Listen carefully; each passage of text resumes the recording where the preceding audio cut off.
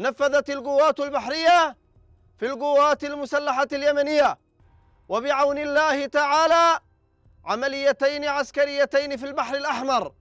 الأولى استهدفت سفينة أمريكية ستار ناسيا، والأخرى استهدفت سفينة بريطانية مورنينغ تايد، وقد تم استهداف السفينتين بصواريخ بحرية مناسبة، وكانت الإصابات دقيقة ومباشرة بفضل الله.